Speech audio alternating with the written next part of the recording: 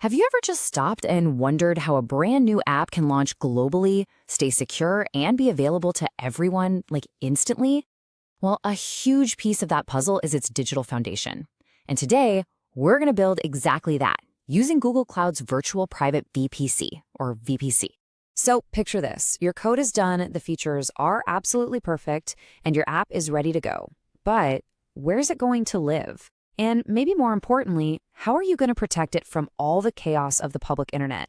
That's the real problem we're solving here. The answer? Well, it starts with creating your own private network up in the cloud. Now, this isn't just some optional feature. This is the absolute foundation of your entire cloud environment. Everything you build is going to rest on this network. So getting it right from the very beginning is, you guessed it, critical. And that foundation is called a virtual private cloud, a VPC. Think of it as your own private, totally isolated slice of the massive Google Cloud. You're in control of the space, you get to set all the rules, and you define the boundaries.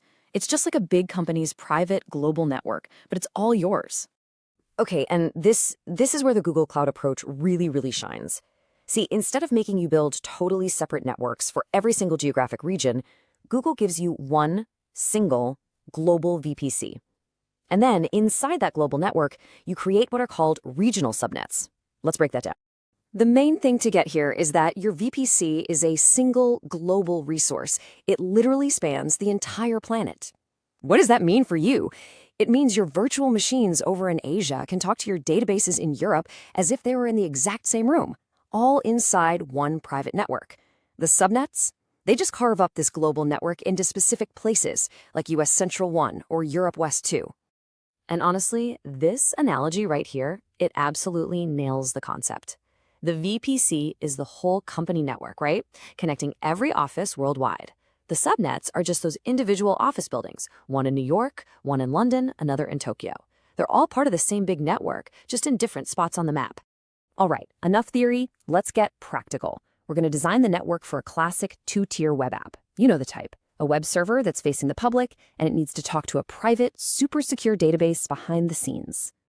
But hold on, before we build a single thing, we have to talk about the #1 undisputed rule of network design. Plan your IP address ranges. You'll hear them called CIDR blocks, which is just the technical term for a block of addresses. Seriously, think of it like planning all the street addresses for a new neighborhood before you even think about building the houses. If you skip this, you're just asking for major headaches later on. And you can see here, the plan itself can be pretty straightforward. We're in our US Central 1 region, and we're just giving one range of addresses to our web tier and a totally different one to our database tier. The most important part? They don't overlap at all. This simple separation is absolutely fundamental for both security and just making your life easier. So here's how it all fits together. The web servers, they live in a subnet that anyone on the internet can get to. But the database, the place with all our sensitive data, that's tucked away in a completely private and isolated subnet. The magic that makes this work is the firewall rules. They act like digital gatekeepers. We'll set up one very specific rule that says, okay, web tier, you're allowed to talk to the database tier. And by default, everything else is blocked. That right there is the core of how you project your data. Right, but this brings up a really good question. If our database is stuck in a private subnet with no way to get to the internet, how does it get critical software updates? How do any of our private resources connect to the outside world? Well, Google gives us two main tools for this. For our public-facing stuff, like our web servers that need to receive traffic from users, we just give them an external IP address. Simple enough. But for our private things, like our database, that only need to send traffic out to grab updates, we use a service called CloudNat. This lets them get out without opening up any way for unwanted traffic to get in. It's a one-way street, which is perfect for security. Okay, we've covered the core concepts, the what and the why. So let's put it all together into a blueprint you can actually use. This is a simple but really effective plan you can use to build your very first production-ready VPC.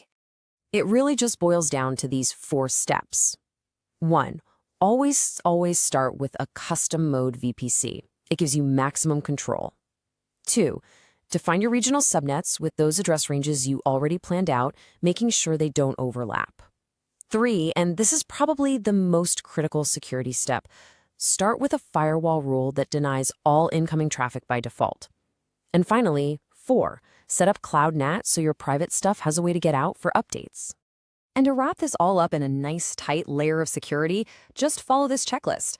Use IAM for permissions. Be specific about who can do what. Start with that deny all rule, and then only open the specific ports you absolutely need, like HTTP.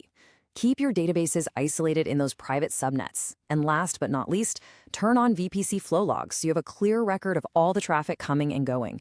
It's a lifesaver.